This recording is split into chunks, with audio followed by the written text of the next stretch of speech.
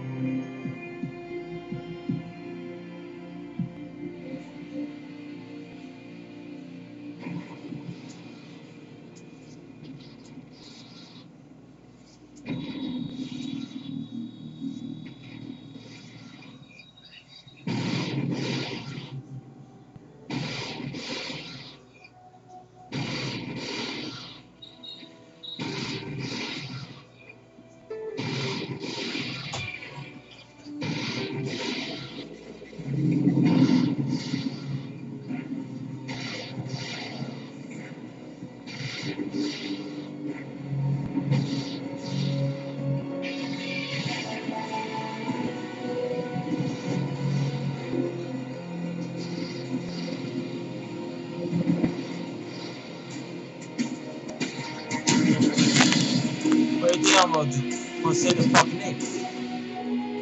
What's burning back in box?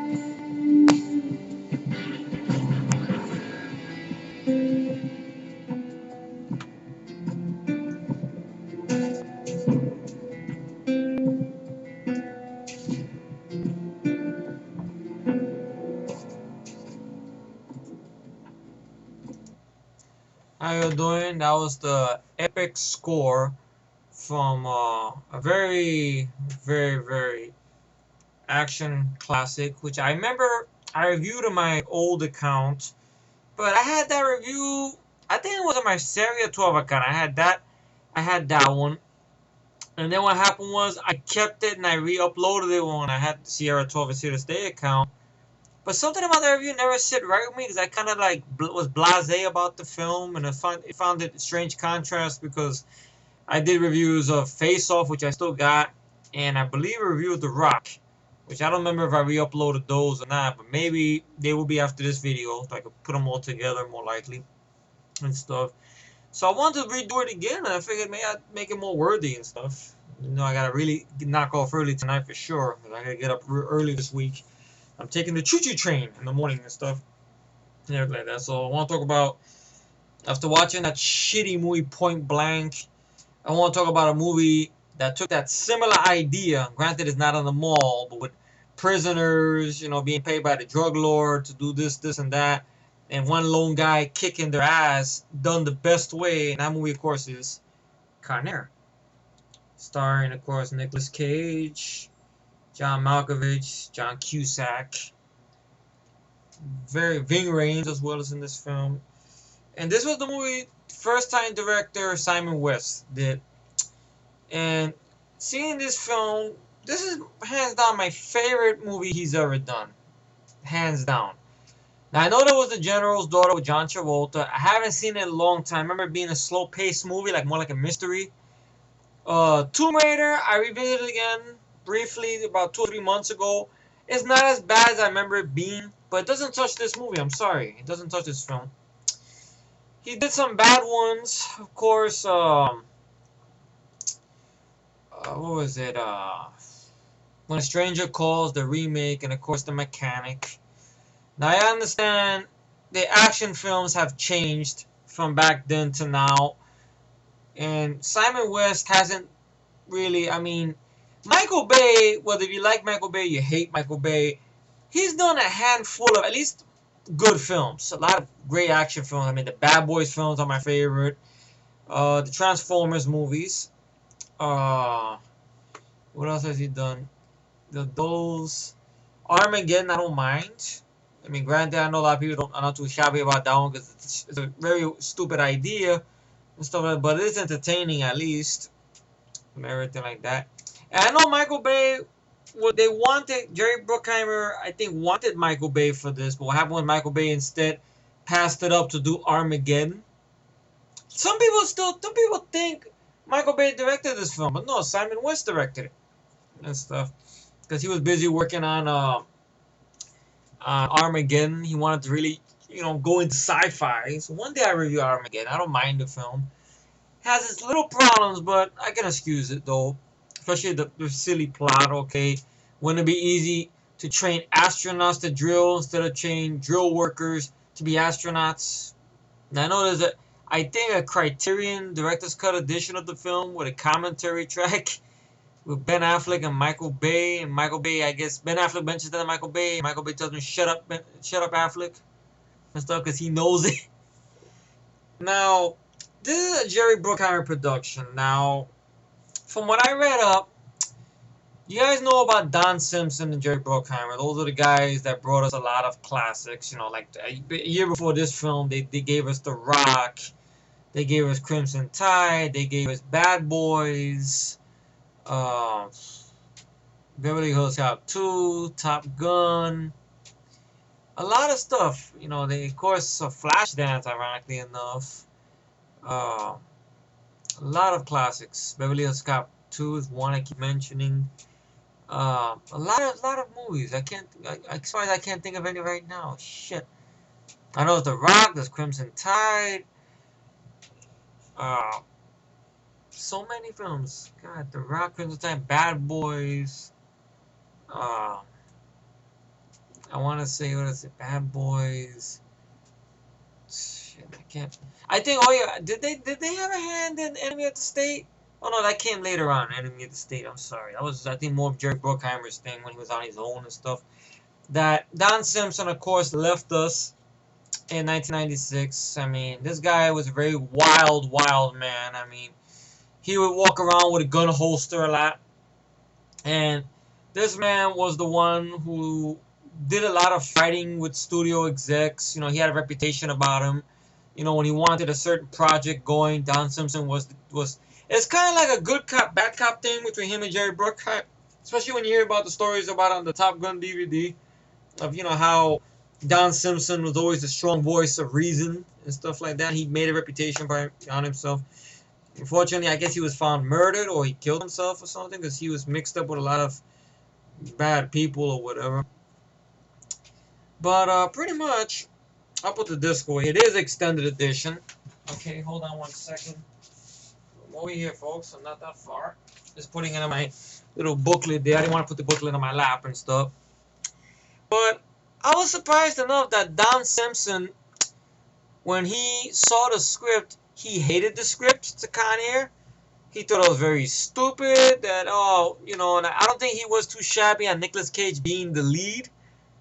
I mean, from what I read up a while back, also Don Simpson really wasn't a Nicolas Cage fan. The only reason Nicolas Cage, I think, ended up in The Rock is because the studio or some people or something with Jerry Bruckheimer. I think Jerry Bruckheimer wanted Nicolas Cage for The Rock because he was just being considered for an Oscar for leaving Las Vegas and stuff and everything like that. So, and it paid off. The Rock was a big hit, ironically enough. Plus, that was Michael Bay's second film and everything like that. So the movie went forward, and Jerry Bruckheimer, because I think what happened was before Don Simpson had died, Jerry Bruckheimer and him did have a falling out, and he went on his own to get Con Air off the ground and stuff like that. And I feel it worked out for the better. I can't see nobody else playing this character Nicolas Cage played. And I'll go on a limb right now and I'll say this is my favorite. If I had a top 10 or top 5 favorite character Nicolas Cage has played over the years in movies, this would be number 1, to be honest. It'll be Cameron Poe. Right behind it, I would put Castor Troy, which ironically, the character he played in Face Off, or Castor Archer, you want to say, when he's playing John Travolta's gonna switch. That was a very good movie. But I think that review is gonna be re-uploaded, so you're gonna see that review again. And also, you have Johnny Blaze from Ghost Rider.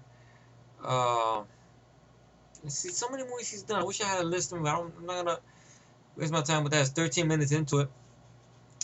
It was director Simon West, his first film. I think his best movie to date. Especially when seeing the shit he's done now.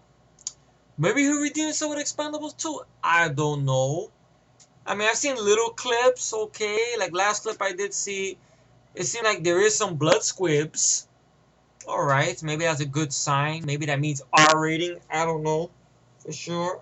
I just hope it's an entertaining film and stuff. And everything like that. Especially with the cast they got now and everything. So let's see what happens sometime next month about that. That is, yeah, I believe it, in August, sometime next month. So, the writer of the film, I think this movie did get a rewrite. Let me see. The writer is Scott Rosenberg. I want to see what Scott Rosenberg has written. Wow. Alright, enough, this guy is sort of a wild man, Scott Rosenberg. He was arrested for Barbaro while out on the town with Vince Vaughn and Steve Buscemi. Steve Buscemi's in this film, ironically enough. The leader of which was stabbed 3 times during the scuffle. I don't know if maybe he's in jail or what. He's the writer, believe it or not, behind that new Michael Bay film that he's working on, Pain and Gain. Scott Rosenberg. He was the writer behind that TV series called Happy Town, Life on Mars, October Road. Wow, he wrote Kangaroo Jack. I can't believe those guys. I think Bruckheimer had ended that movie as well. He was the writer behind. Before Con Air, he didn't do much. He did an episode of Tales from the Crypt called Forever Ambiguous. Things to Do in Denver Where You Did. Something called Beautiful Girls. He wrote Disturbing Behavior, that movie with Katie Holmes, James Marsden. He wrote that movie. He wrote the film with John Cusack. I think Jack Black's in this High Fidelity. He also wrote Gone in 60 Seconds, which I don't mind the film, but I can see why people don't like the movie. It's understandable. Let's see. He wrote the adaptation for that Gary Sinise film, Imposter. I don't know if that's based on that. And something called Highway. So Scott Rasenberg didn't go on to write much. And plus, I heard the executive producer of this film, Jonathan Helsing, which that name sounds familiar. Jonathan Helsing would go on to write and direct the 2004 Punisher film. He did an uncredited rewrite, so maybe there was something wrong with the script, maybe, but he did a rewrite and stuff. Jonathan Helsing, of course, you guys know him. He would go on to, let me go to full cast and crew.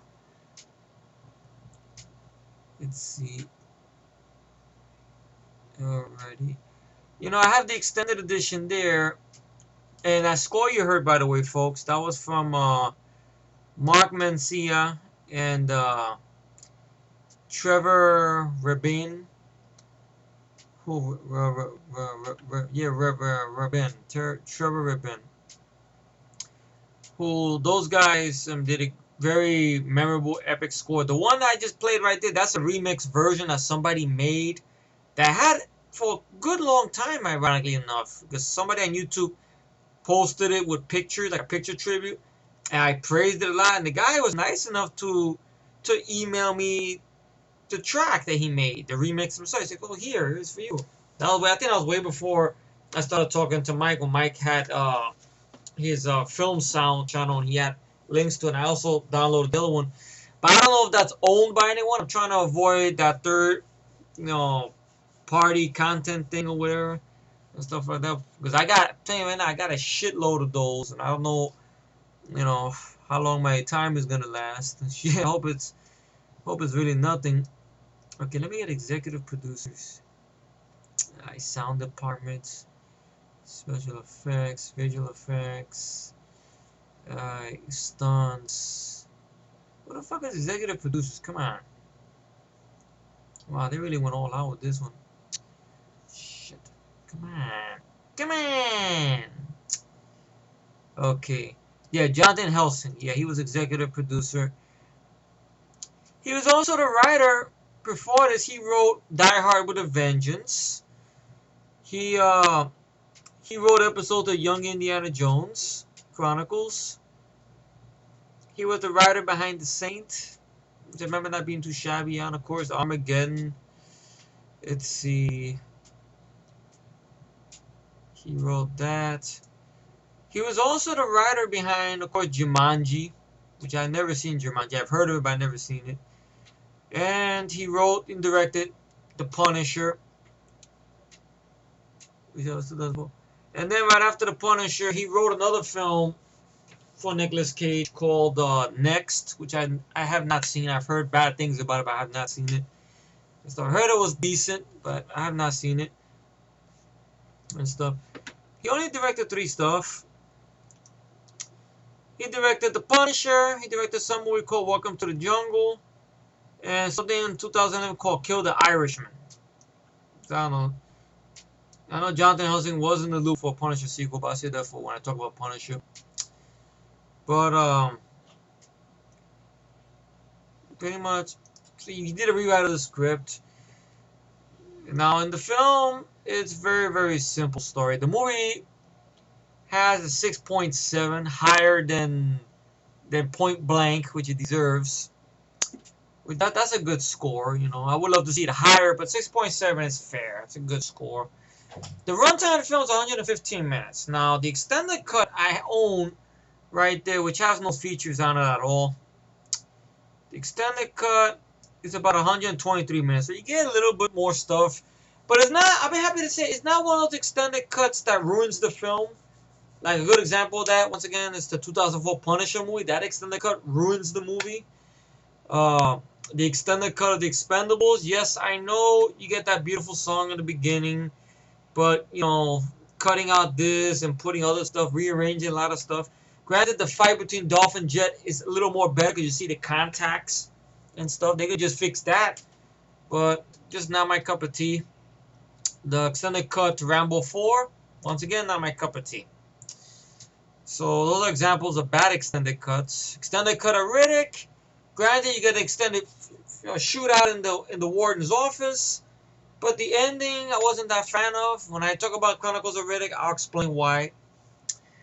So those are examples of bad extended cuts that slows the movie down or takes stuff out of the movie that makes no sense. This movie does it a little bit, but not enough to ruin the film, though. This stuff. So basically, you hear that beautiful. The budget for the film was $75 million. That was the budget for this film, and it's well used. The money, well fucking used. Opening weekend was only 24. So I guess it didn't really make back its budget.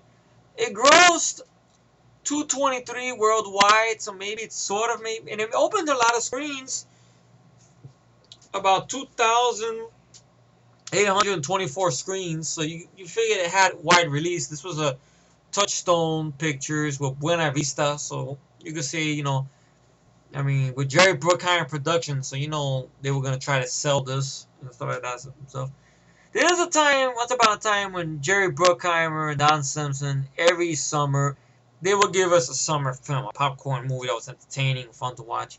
These days, Bruckheimer, he seems more interested in just giving everybody Pirates of Caribbean movies. I'm sorry, my back is itching. Oh, hate when that happens. An itch you can't scratch. So he doesn't really do much these days. I know a lot of people like the Pirates of the Caribbean films. I saw the first one. I thought it was okay. I didn't think you needed a franchise with it, but it was a money-making machine, and it worked. I think Jerry Bruckheimer's last fun, action-packed movie was, to me, Bad Boys 2. That was Jerry Bruckheimer's production, pretty much. Even though you see Don Simpson's name in there, because Don Simpson was the one who fought to get Bad Boys off the ground, and he fought to get Michael Bay the job, or whatever. So that's why they put his name in that opening there. They just put Jerry Bruckheimer's thing there and stuff.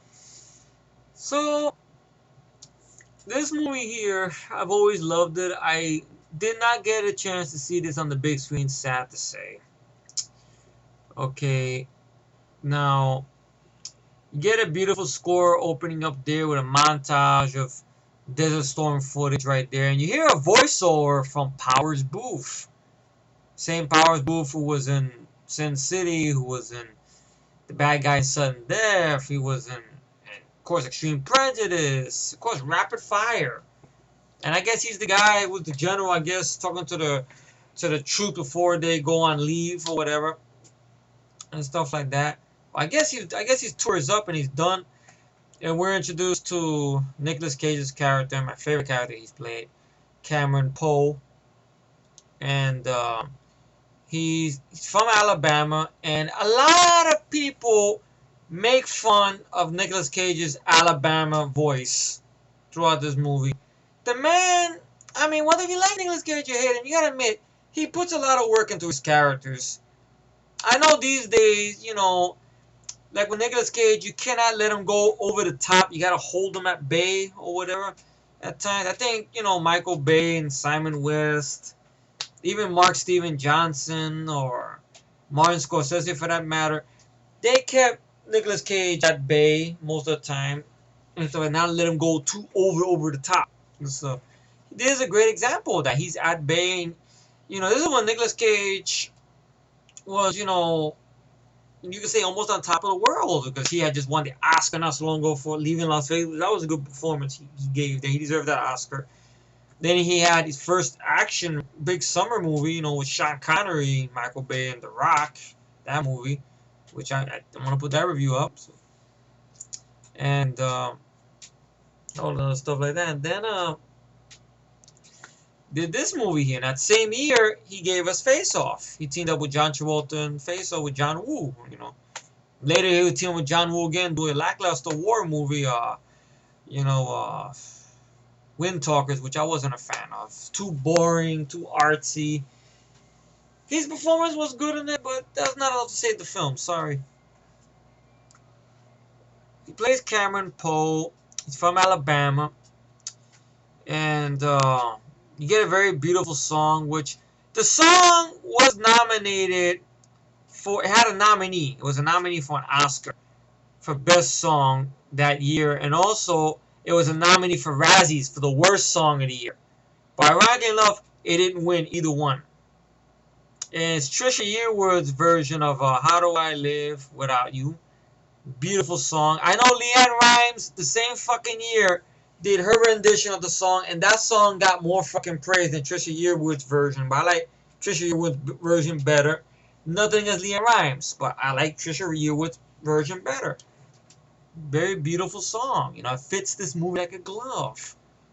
Very beautiful. I love that song. That rendition, Trisha was my favorite one next to fuck Leanne Rimes and stuff like that. But that's the one everybody gushed over. It's the same type of lyrics. Trisha Yearwood sang it better, in my humble opinion.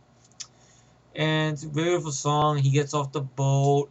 His wife is Trisha Poe, played by Monica Potter, who I don't think she went on to do much and stuff. Monica Potter. She was in Along Came a Spider. She was in Patch Adams. That's why she was in the first Saw film. She's on that TV series now, Parenthood. Another TV series called Trust Me. Oh, she played the mom in the Last House on the Left remake. One day I want to review those films, just to talk about them. Because I want to see the remake too. I only saw the ending. I didn't see the whole thing. And stuff. I heard it's a decent one. You know, not too shabby.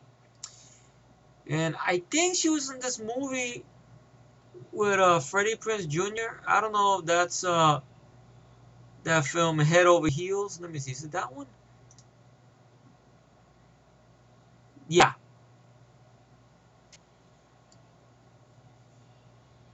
Yeah, it's a weird movie with Freddie Prinze Jr. that she was in, which I'm curious about. I've never seen it and stuff. I know that movie Killers kind of stole that plot, but I'll get to that in another video. Well, Monica Potter did a great job. She plays Trisha Poe. P-O-E. Poe. Not Poe. Poe. Not Ho. P-O-E. Trisha Poe. Like Cameron Poe. So she's at a bar, and I like their interaction. Nicolas Cage is, you know, with his A game on, so is Monica Potter, and I guess he must have got news that she's pregnant. So he goes, "Hey, I'm a hummingbird. Hey, what's that?" He puts his ear to her stomach. He goes, "What's that? Well, I'm in the middle of something here. What are you talking about? What? You gonna be Miss Alabama? Really? Oh, Daddy will like that." And then, you know, they hug in there, and then you got this asshole from the bar who's a drunk, and he's asking pretty much Trisha Poe, are you gonna get our drinks? Sure, I'll be right with you, sir. Don't worry about it. Oh yeah, can I get a dance? He goes, sorry, me and my wife in the middle of something. Right over here. Hey look, soldier dick. Why don't you go buy and throws a fucking money right in Nicolas Cage's face. He's starting some trouble right there. And Nicolas Cage and he's like, you know what, for asshole like you, the reason why we chicken shit like you, the reason why we lost the war. Vietnam. And shit. Fucking chicken shit. Because in extended cut, you get a little bit more stuff. Like he says a little more to Cameron Poe and he walks away, but doesn't hold up the movie and stuff. And he continues dancing with his wife in the bar and everything like that to the Trisha Yearwood music. It's raining and goes into walking to the car, and these asshole with his friends in the rain try to attack him and his woman. Now, he does this thing that any one of us would have done. Granted, he's an Army Ranger, so he's trained in hand-to-hand combat. And the fight scenes, you see Nick Cage doing them. Not over-the-top flip-flops and like that, but practical fighting. You know, cameras at one spot, no quick cuts. You see, Simon West, it's possible. You could keep the camera in one fucking spot and not chop everything up. And he holds his own. I mean, gets knocked around, kicked a little bit, and everything like that. Knocks one guy out, breaks one guy's arm and stuff. And then the lead scumbag who started the shit pulls a switchblade on him. So, He doesn't hesitate. He takes that and go, Fwah! Pushes his fucking nose into his brain. And the guy dies and he's all bloody up, screaming, yeah! Because she goes to get help from the guy in the bar to help the guy who works at the bar with her to help him. So there was no witnesses there. So one of the scumbags get up. These two scumbags, they run away scared and they pick up the switchblade and run away. Which that doesn't look very good for Cameron, man. So his lawyer, John Dial, who you've seen in a lot of films and TV, everybody remembers him as Cito from Miami Vice TV series. He was the bad guy in Mo Money. He was also in Stripes. He's in the movie for a little bit. Plays his lawyer. He tells him, look, you plead guilty, you do 4 years. If you plead not guilty, you do 10 years. So he's saying, but I will not plead guilty to a murder I didn't commit. I had no choice. So he pleads guilty to try to get the 4 years. But the judge throws the book at him and gives him 7 to 10 years in jail. And you see, right off the bat there, you feel very sorry for this guy. So this character I feel sorry for. Some people say it's bullshit, but it's a harsh reality, which is sad that we live in. Because like I've said before in the past, the law and justice are two different things. And plus, it's fucked up because they took the switchblade away. They didn't have CSI there to figure anything out and stuff. Or whatever. There was no witnesses. His wife went in to get help. Maybe if his wife would have stayed there, you know, maybe she didn't want to see her husband getting beat up helplessly. She could have told the cops what she saw, but she went to get help. So he goes to jail. Now, in the extended cut, you see, you hear a voice of Nicolas Cage and writing letters to his woman back and forth during the 7 years and stuff. And you see, he befriends this character named Baby Odell, played by Michael T. Williamson, who you guys might remember as Bubba. Bubba from Bubba, you know, shrimp soup, shrimp this. Bubba, why am I bleeding? You know, Bubba, you know, he was very good on that movie, Michael T. Williamson and stuff. He's been acting for years and stuff. I think he played Sam Gerard in the TV series they had of The Fugitive with Tim Daly, which I don't think lasted that long. And he was also the partner of Lou Diamond Phillips in The First Power. A lot of people don't know that. He was in that movie, The First Power. He's great in this film. But in the extended edition, you get to see a little bit of bonus stuff. Like, you find out why him and Poe are so tight. No, they did not have a jail romance, you smartasses. No. Just putting that out there. Get ahead of any smartasses or whatever. No. But what happened was, like, there was a jail riot and stuff, and Poe was injured in the riot. And he was surrounded, his cell was on fire, and actually, Baby O burned his arm, got his arm burned, trying to get him out of the flames. So that's what makes their friendship strong. So I like that they put that back in the film. That explains why they're so tight, you know. That he gave a lot for him and stuff like that. So they became very good friends and everything like that. Until 7 years pass, and he gets a letter, he's being paroled. And stuff like that. He has some good dialogue with Baby Old there. And they're going to hitch a ride on this plane called the Jailbird or Con Air. Pretty much to transfer him, not to transfer him, but I guess to get him to this other spot where he's going to go meet his parolee or whatever and stuff like that. But he's got to hitch a ride with these other prisoners. Baby O's coming with him to pretty much, because he's going to another jail or whatever. And he tells him when you get out, you're going to come over for a barbecue and like that.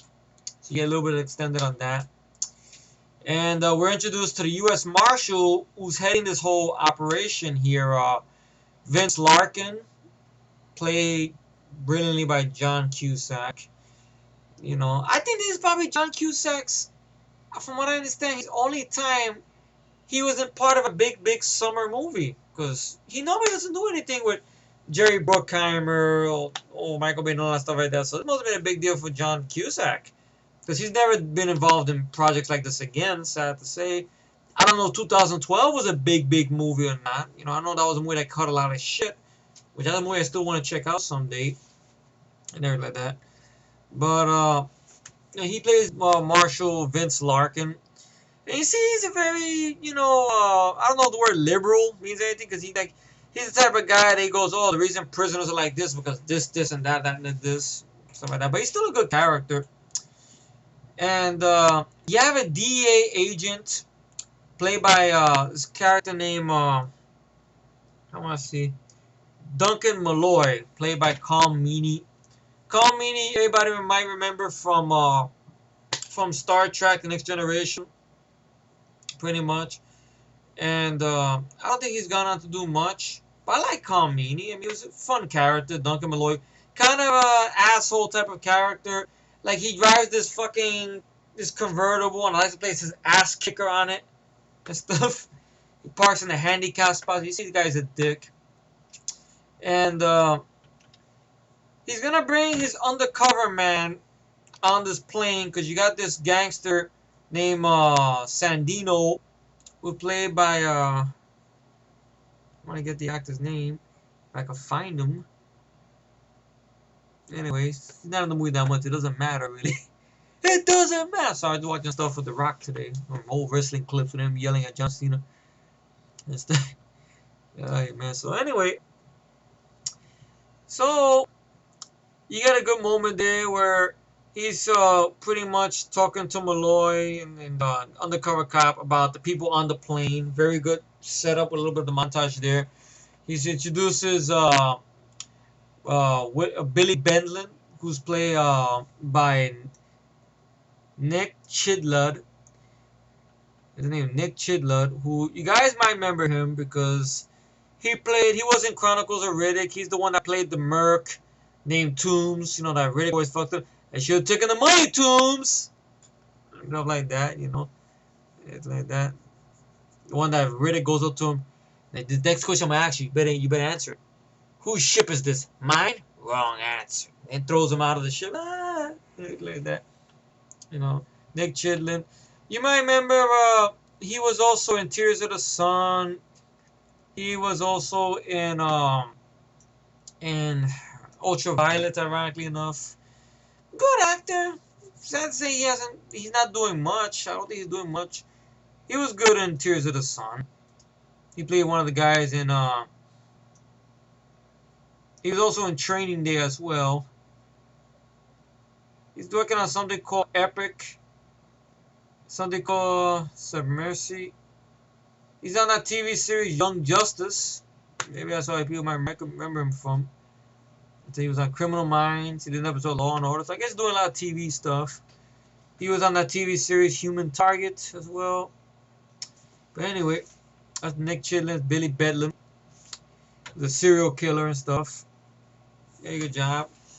And then we're introduced to Nathan Jones, aka Diamond Dog, played my man Ving Rhames.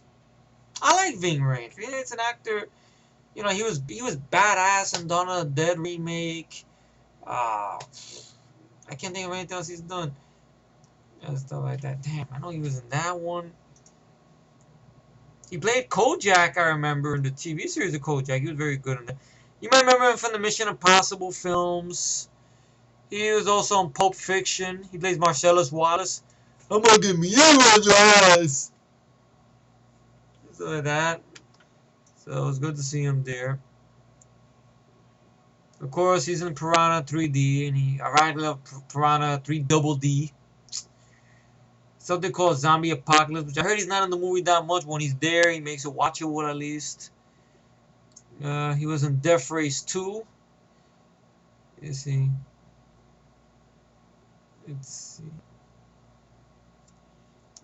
He was in Surrogates.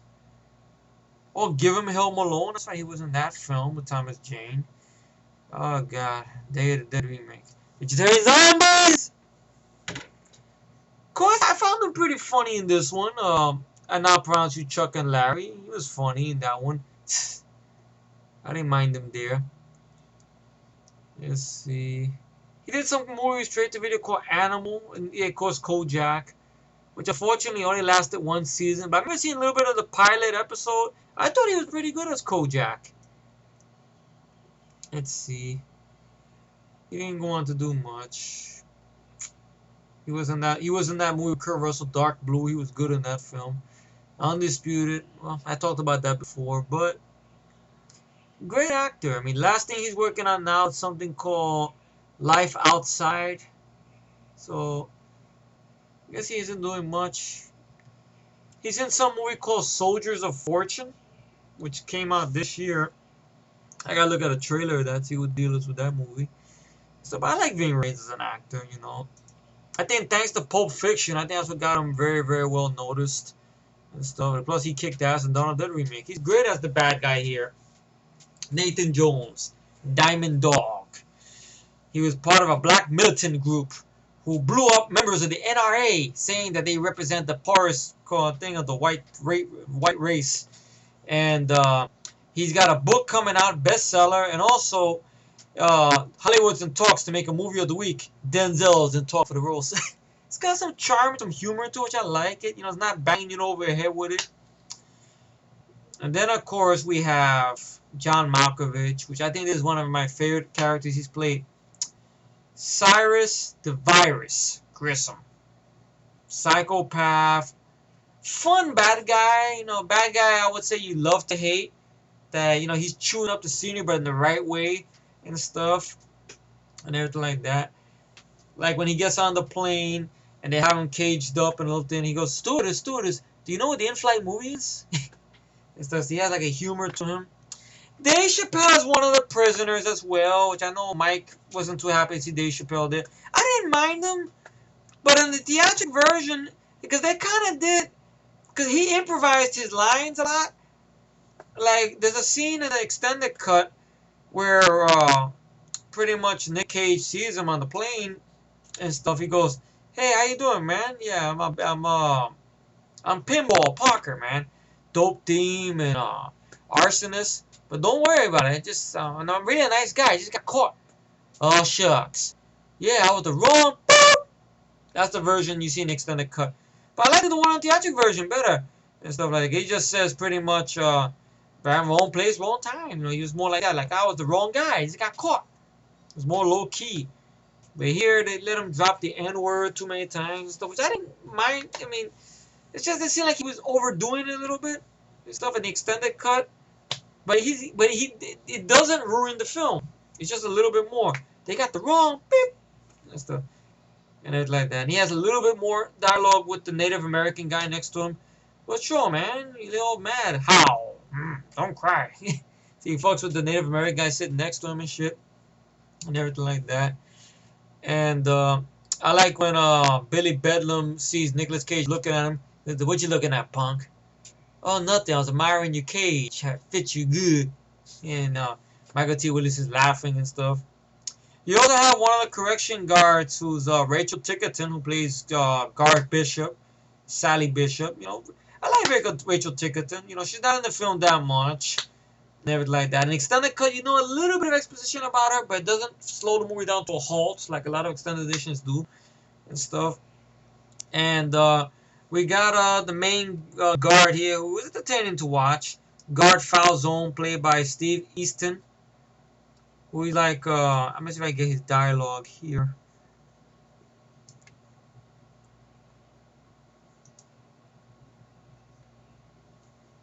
Let's see.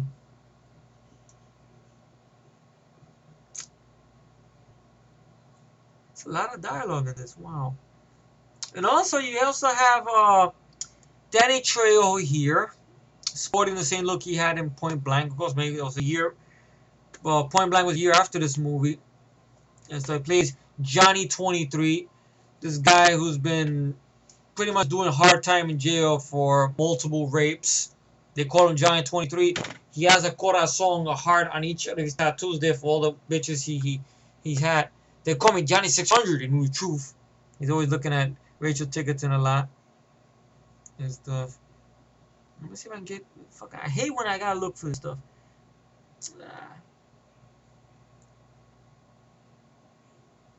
Let's see. I guess they didn't matter. They didn't. Someone I didn't bother even putting that. Okay, here.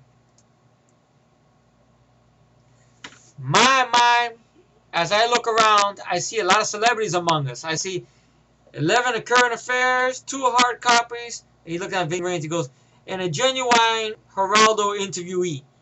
But I gotta tell you, gentlemen, none of this impresses me because we have rules on this aircraft, and they're gonna be enforced. It's a lot like a kindergarten. You keep your hands to yourself. You keep your decibel level down. And any of you should feel the need to scream, spite, or bite, you get the treatment. And of course, some skinhead, Aryan skinhead cocksucker spits on his shoe and goes, "Fuck you!" And then he goes, "Gag and bag this Nazi muffin." And then he hits, and then they bag him and they gag him and they hit him, boom. And then he goes, "See, this kind of thing puts me in a foul mood. These rules will be enforced if there's a hint of trouble. If any of you so much as passes gas in my direction, it offends my delicate nasal passages. Your testicles will become my personal property." So I like that the movie has some fun to it and stuff and everything like that. And great stuff. And pretty much the plane takes off. Agent Malloy, Conrad's character, gets his guy on the plane. He has an argument with John Cusack's character because there's no guns allowed on the plane. But he goes, "Oh, my UC has to go on the plane. He's got to be packing a gun." "No, then UC don't get on the plane. Only my guards are on the plane. They got the guns. That's it." "Oh, but then my guy's not getting. Then you guy doesn't get on." So he sneaks a gun in the guy's socks, dressed like a prisoner, to get in the plane. Because to talk to the gangster guy to get info and to roll over on some of his connections or whatever, stuff like that. So they're gonna pick up in Carson City, pretty much. Yeah, Carson City. Yeah, Carson City. So pretty much, the plane takes off, and right away, elaborate hell breaks loose. Dave Chappelle pulls out this vial of liquid with a match to it, and pulls out the tube, squirts it on top of the Native American guy, lights him on fire. He goes, "Oh shit! Well, the Native American guy, spontaneous combustion. I was singing YMCA. He going crazy." Like, Dave Chappelle overdoes it, but hey, it's there. And during the chaos, to open up the gates, let Cyrus and Ving Rhames and the other guys out and stuff. And they try to, and the chaos breaks free. Cyrus gets out, kills the co-pilot, and Ving Rhames is hardcore, and the movie has an R rating, whereas it will. He takes part of the handcuffs and slashes one of the fucking, like, really digs into one of the correction officers' throats, fucking them up. Practical effect. And Cameron Poe's, because he has to stay in restraints until he's released and paroled, along with Baby O. Baby O's character is diabetic. He's waiting for his insulin and stuff. And of course, during the chaos, his syringe breaks. Syringe breaks on the floor, so he can't inject him with insulin. He's diabetic and stuff. And Poe is like, wants to help out, to help, put these criminals at bay or whatever, but he's strapped down. He's like defenseless and stuff. And then pretty much when Cyrus Malkovich kills the co-pilot, and he has the gun, he goes, "Welcome to Con Air." And everyone's clapping. You see, look on Poe's face. You're like, damn, he's gonna see his daughter July 14th. That's the day he's being released, July 14th. It's his little girl's birthday, and he's never met his daughter because he didn't want his wife to bring the baby to him and visiting hours and stuff and everything like that. Visiting rooms surrounded by killers and stuff like that. So he communicated with his daughter through letters back and forth.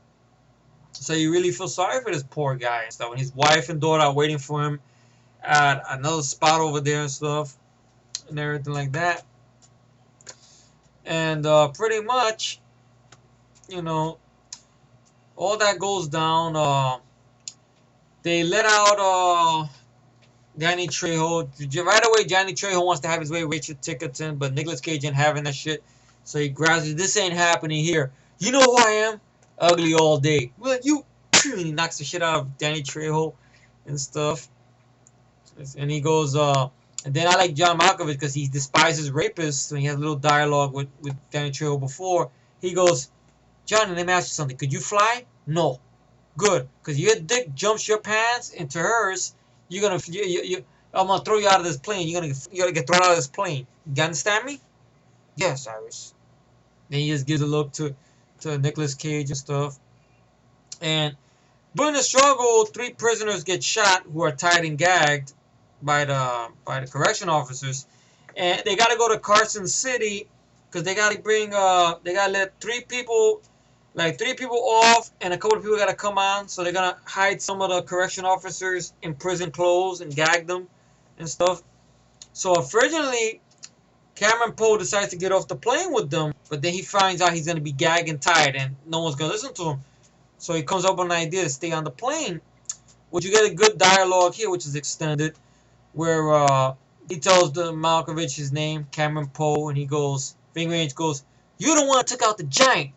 You basically hear a backstory how Cameron Poe, when he was in jail, he beat up this big fat guy who was called the Giant because the guy tried to steal his cherry jello, something like black cherry jello and stuff.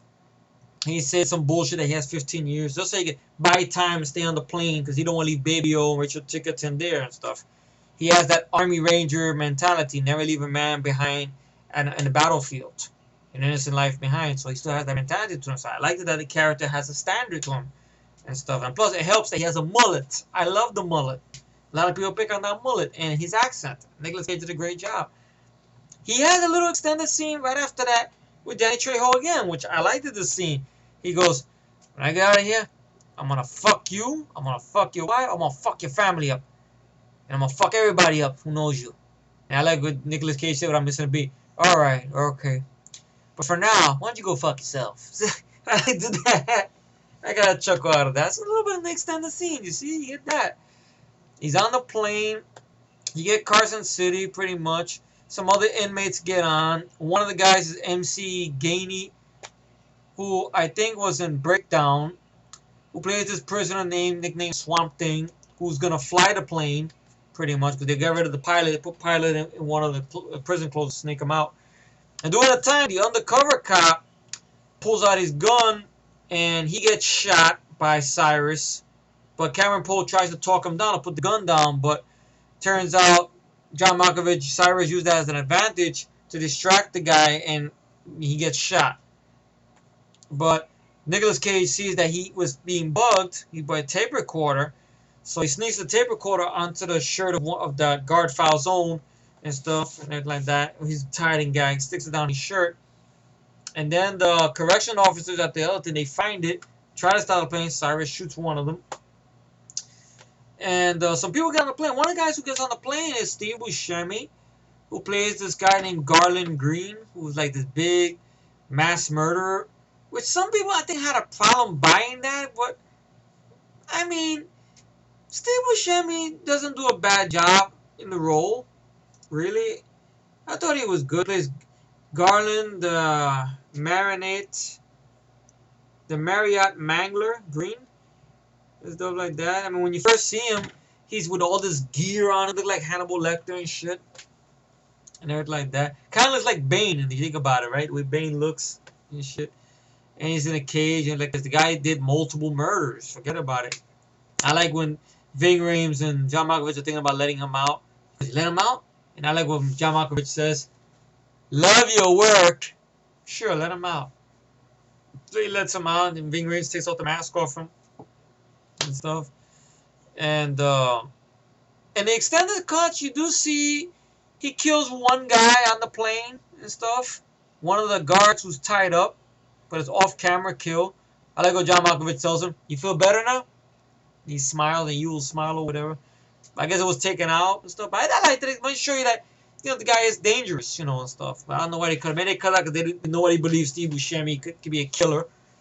I buy him more than Elijah Wood playing Frank Zito. Well, that's the name they're going to go by in the new Maniac movie and shit. So, a good chunk of the film is not wall-to-wall action. But I don't mind it, though, because I was entertained by the cast members and the actors. They did a great job. And when the action scenes pop up there, it's pretty good. Like, John Cusack gets wind that his plane's being hijacked and everything like that. He gets in touch with the plane, He has a good dialogue with John Malkovich. Cyrus, where you going? My plane. We're going to Disneyland. Cyrus, you're lying. So are you, Vince. Nothing like the smell of a special agent losing his bladder in the morning. Like he fucks with Carmini a little bit and stuff. And there's like that. And Carmini wants to kick his ass. And they have a tracking device on the plane. And pretty much they're gonna go track the plane down, and you have an argument going on between Cusack and Meany because Meany wants to shoot down the plane and stuff, but John Cusack said, "Oh, but our correction officer's up there, you know. And you got this guy Poe. He's a parolee. He's not a criminal. Ah, but I'm not gonna waste the time with this. I want to shoot down the plane." So Meany's an asshole throughout the movie, pretty much. You have a good scene there, good dramatic scene where John Cusack is talking to Monica Potter about why Cameron Poe had an opportunity to get off the plane, didn't get off the plane and stuff. Oh, I know Cameron. If he's on that plane, it's for a good reason and stuff like that. So, okay. He tried to explain that a little bit to Carmini and his boss, but they really don't want to hear it. They figure, we're going to shoot down the plane or whatever. Stuff like that. So they go to follow the plane, but what happened was Dave Chappelle took the device, hit it on another airplane, and it's a touring plane, pretty much. And everything like that. Dave Chappelle's character gets killed off, so he's not in the movie that much to ruin the film. He gets killed off because I guess he gets dragged within the wheels, pretty much. You find out his remains are there, stuck to the wheel. They can't retract the landing gear and stuff. That's when Nicolas Cage writes on his chest to Larkin or whatever, John Cusack, where the plane's going and stuff. So the body falls out of the sky and lands on some poor schmuck's car. And stuff. It's a very dark way to end it. I'm not sure Dave Chappelle looks back on this film proudly or whatever. Damn, they fucking dropped me out of a plane. And shit. Well, you want a big summer movie, Dave Chappelle. Won't complain about it. It's all like that. And everything. So, very good dialogue there. Ving Rhames and Nicolas Cage and stuff. I'll play the house for now, but one day, Day of the Dog's coming. And stuff.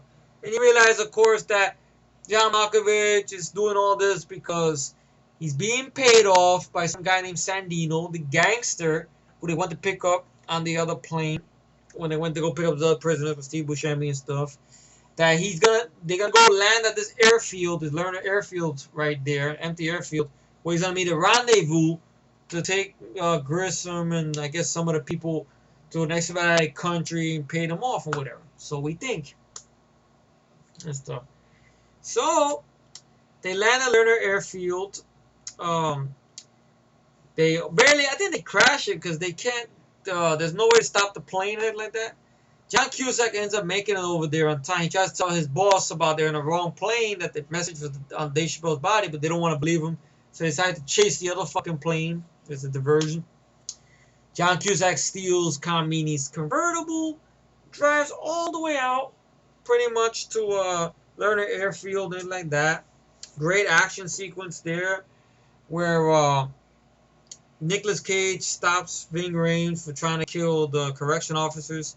We lose, we chariot on board, carry me home. Nicolas Cage goes, what are you doing? Well, you want me to off the pigs? Look, man, it's nothing better than nothing but off some pigs. I'm just saying, once you wait till you see Sandino, you see his plane, before you see Big Jumbo there, before you start offering up leverage and stuff like that. And then Cyrus, he brings it up to Cyrus or whatever, and Cyrus goes, Nathan, no. You do as Poe says, they like that little, so you see in the trailers where he gives the wink at him there. I like that and stuff. He's wearing the tank top like I'm wearing and stuff. Except I don't got no mullet or 5 o'clock shadow. I'm getting a little bit of it and stuff. But it's Nick Cage, man.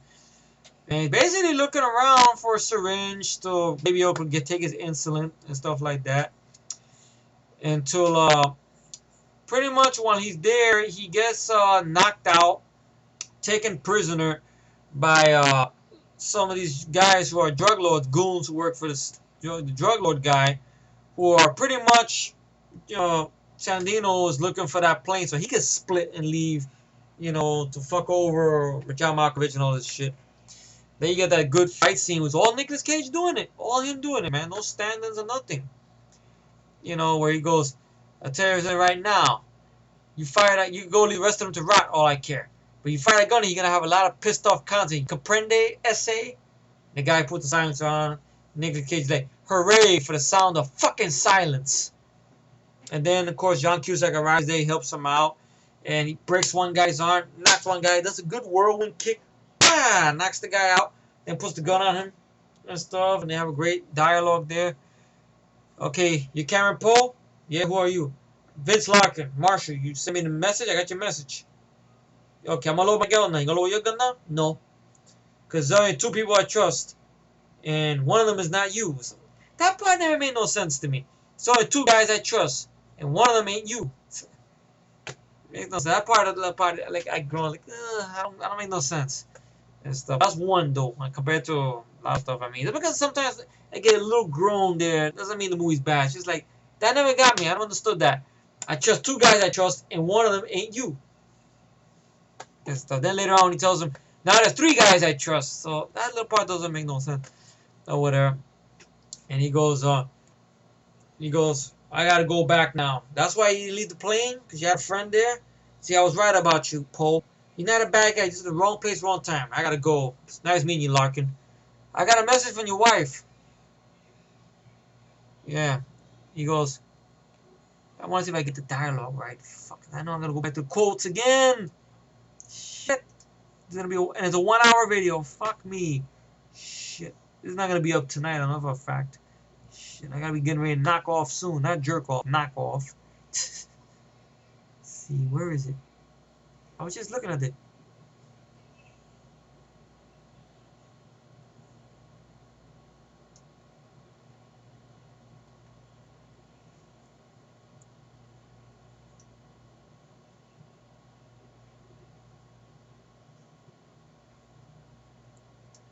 It's a great dialogue right here, where Cameron pretty much tells Larkin, John Cusack,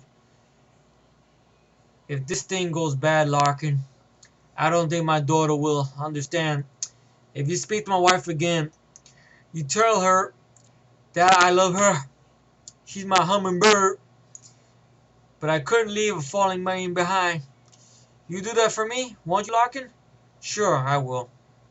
What are you gonna do for me? What do you think I'm gonna do? I'm gonna save the fucking day. I love that. That's a good rebuttal, you know. What do you think I'm gonna do? I'm gonna save the fucking day. He does that too.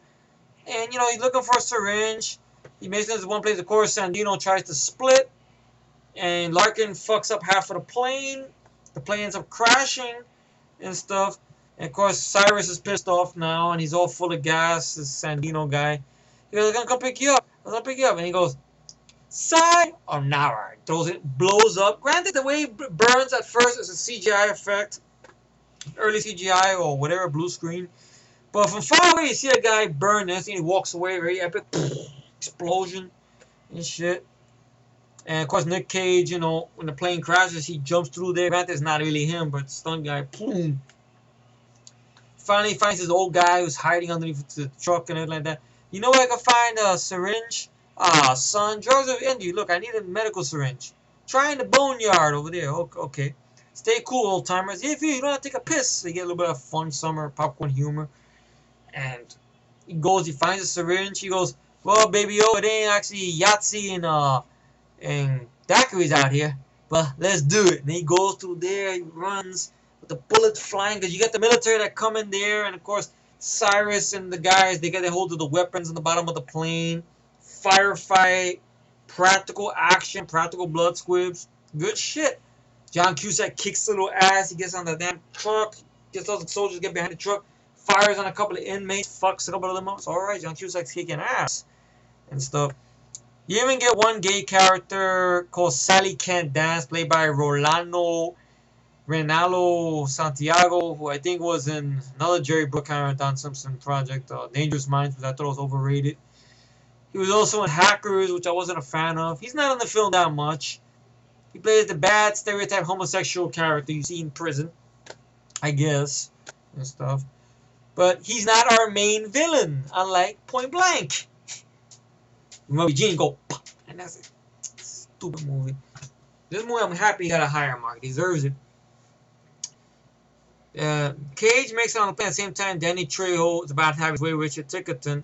Now, Michael T. Williamson, his character is blacking out because he needs his insulin. He's trying to get to Danny Trejo to save David, Rachel Tickerton. He's crawling. I'm gonna kick her. I'm gonna kick her. But at least he's trying to get to her. He's not just saying something and just letting things happen, and stuff. And then out of nowhere, Karen Poe comes and punches the shit out of Danny Trejo again. You don't treat me like that. And boom, knocks him out again. Then Haley's Danny Trejo handcuffed. They inject Michael T. Williamson with his insulin. The plane's about to take off. They're about to leave because they see the military is closing in on them. And of course, Paul, before he went on the plane to get the syringe, he tied the plane up to a pillar. And of course, now Cyrus and the guys fired on the pillar. So now the hook is going, and it latches on to the convertible of Carmini's convertible that John Cusack stole. You get a flying car. I love Nicolas Cage's reaction. Well, on any other day, that might seem strange. And then he just walks right back. The car ends up. I like what Carmini goes. He go, hey, Malloy, ain't that your car? That can't be. My car's back at the office. And then the car crashes into the tower. It falls down. Boom, explosion. And you see a license plate says ass kicker on it. I like John Cusack's reaction to it. Like, he wants to laugh. And he goes, we're going after them. I'll take care of you later, you little prick. Like a good fun moment. And then before that, you got a little fight scene on the plane, which I forgot to mention, with Nick Chidlett and Nicolas Cage in the bottom of the compartment. Because he's very suspicious of Nicolas Cage and stuff. He finds his parole paper there on the bottom of the plane. He goes, I knew you were a punk. Put the bunny back in the box. And they tackle each other. You get that great score there. Nick Cage pushes him into a pipe, open pipe, impales him. Why didn't you put the bunny back in the box? So, I mean, it's fun. A lot of people pick on that shit. I love it. Though, I don't mind the Alabama accent. Nick Cage deserves his Oscar, man. He did a great job. He went to Alabama to perfect it. And he went into training because during times when they were not shooting anything, he was pumping weights and everything like that. And Nick Cage is buffed in this movie, naturally buffed. I mean, it kind of made me want to see him in more action films, to be honest.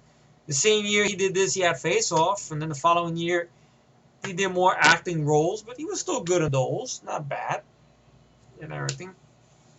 Good actor, just when he's too over the top, it's no good, though. That's the only thing. But I want to see him do more action-oriented stuff, but not over the top and stuff.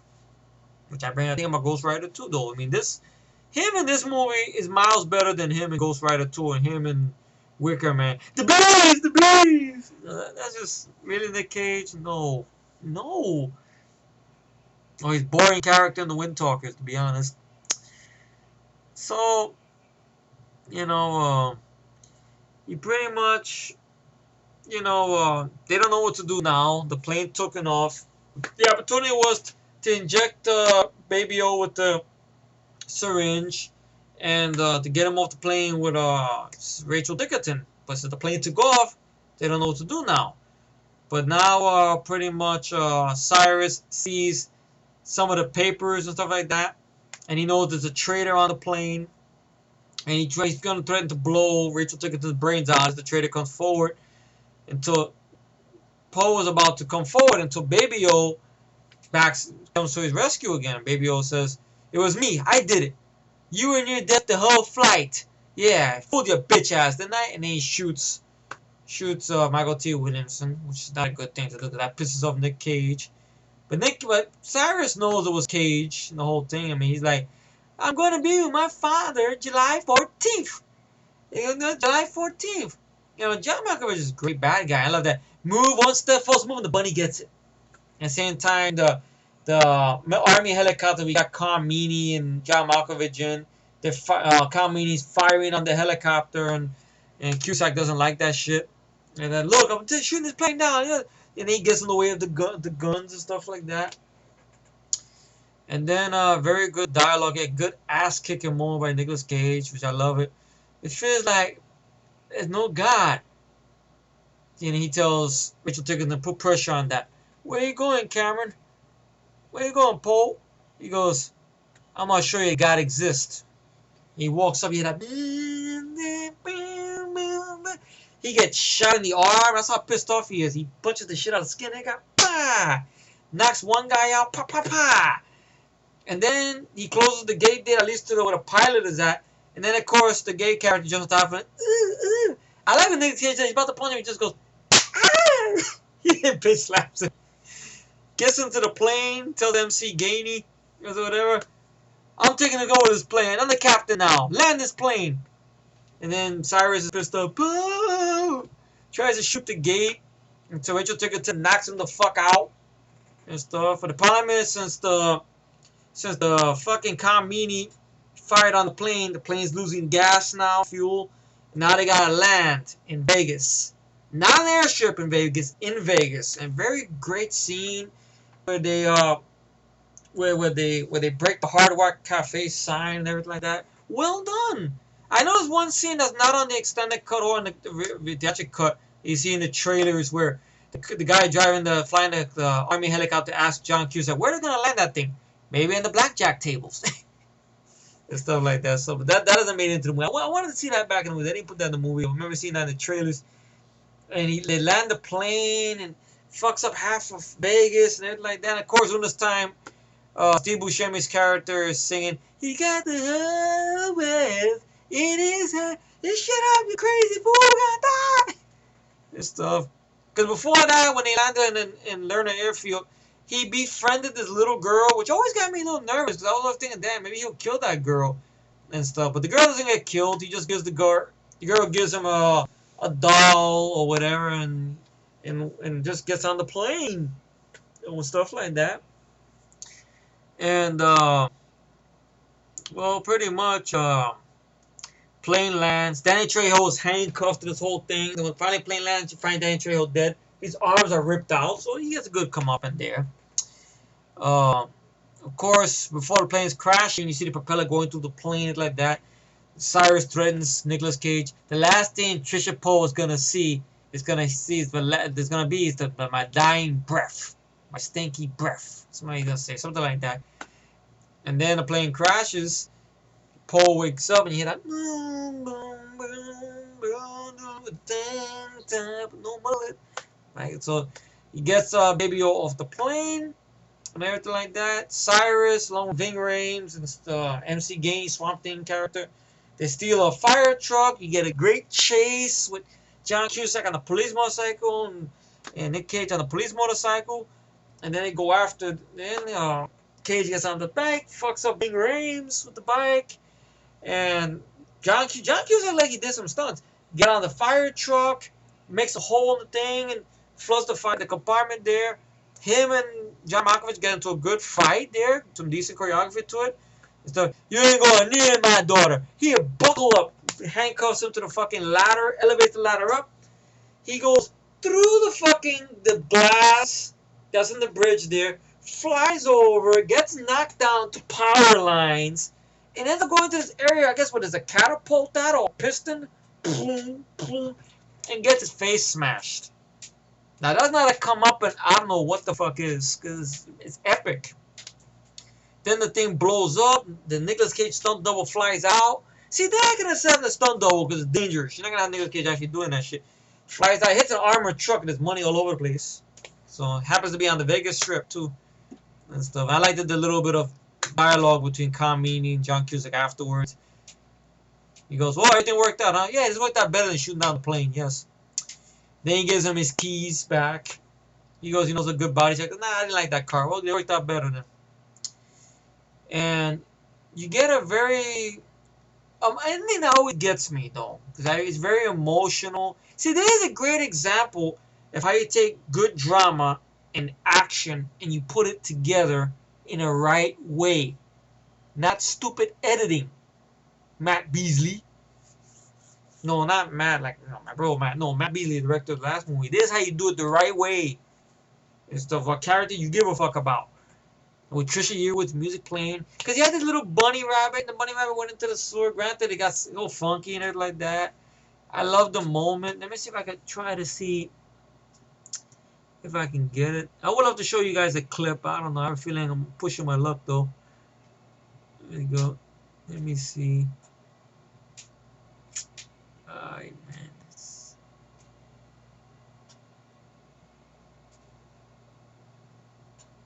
Sorry, I'm just going back and forth with this shit. Okay. Mm-hmm.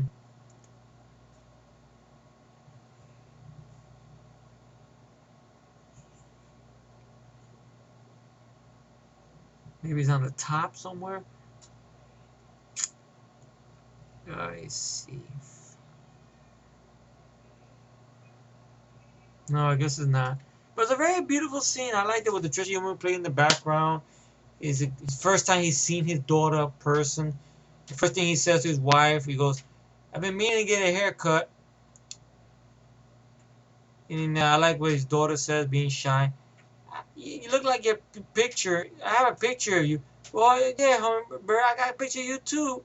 Yeah, it's just the bunny. Well, it's all wet. Oh, you take that now, honey. Your dad goes, no, no, it's okay. It's all right. And stuff. And it's a very cute scene. It's hard for me to go word for word for it. But she gives him a big hug, and it's emotional. I love it, though, because you really, through the beginning, to the middle, to the end, you give a fuck about this guy. See, this is a character who's been in the wrong place, wrong time. You know, it's a sad scene, and I love it because it really, like, yeah, it's a crowd pleasing moment. A lot of people, I think this movie's on YouTube. When you get to that ending scene, they praise it a lot. They always say that scene always gets to them. I always thought I was the only one because it was a beautiful scene. Well done. Nick Cage did a great job. Monica Potter, the child actress, did good for what she had to do and stuff. Then the movie ends. So get a little bullshit thing that, oh, Steve Buscemi's now in Vegas and he's playing blackjack or whatever. You know, some people say, oh, but it's kind of downbeat. Not really. Granted, he's this big mass murderer, but hell, they caught him before. They'll catch him again, believe it or not. So the movie kicks a lot of ass. I went on long enough about this film.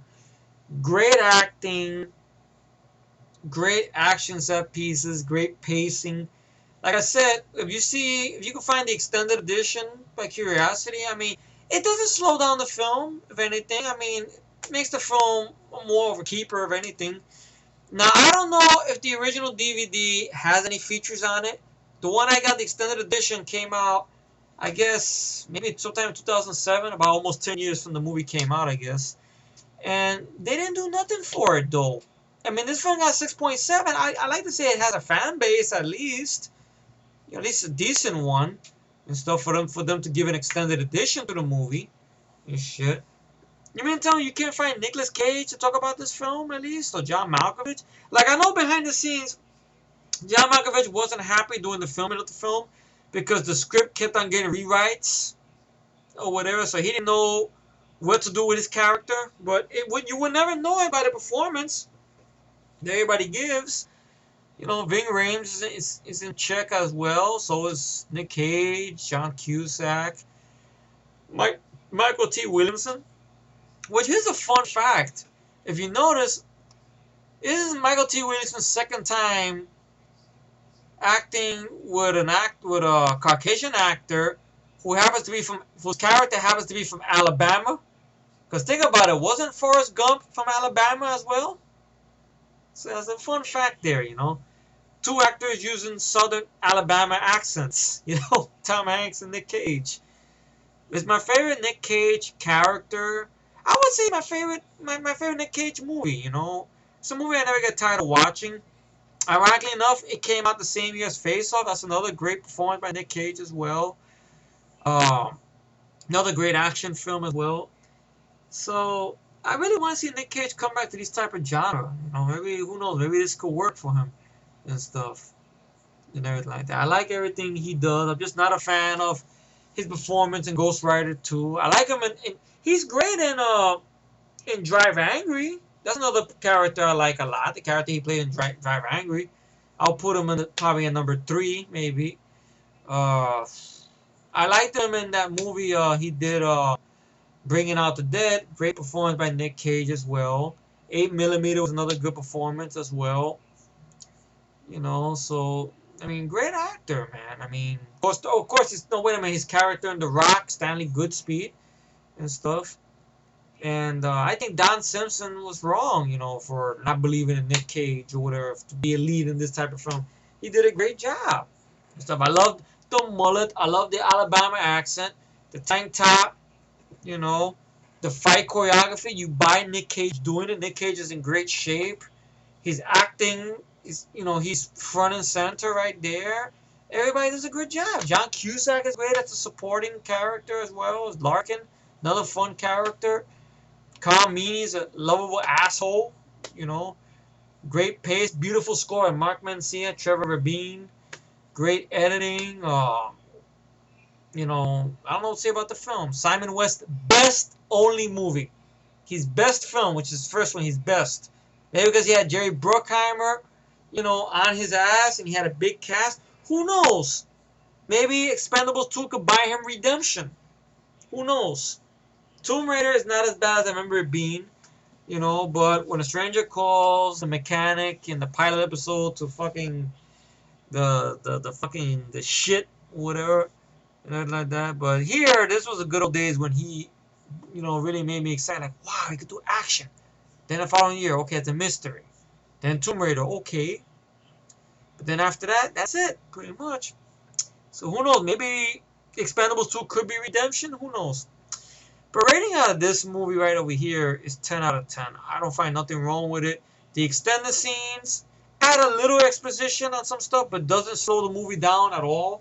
You know, anything like that. Anything is some interesting stuff. Like you get to find out why him and Baby O are so close and everything like that. Well, a little bit of extended dialogue here with Danny Trejo. I'm gonna fuck your wife. I'm gonna fuck your kid. I'm gonna fuck your family and your friends up. And then I'm gonna fuck you. He goes, yeah? Well, how about, okay. How about you go fuck yourself meantime? So I liked that. It's great. Great stuff. And the Ving Rhames is great. Everybody did a good job. Anyway, I went on long enough. I gotta go hit the sack. 10 out of 10 rating for this film. And thank you all for tuning in. Stay tuned for some re-uploads of The Rock and I believe Face Off. Stay tuned for those re-uploads. Meanwhile, I'm gonna go get some fucking sleep. Later.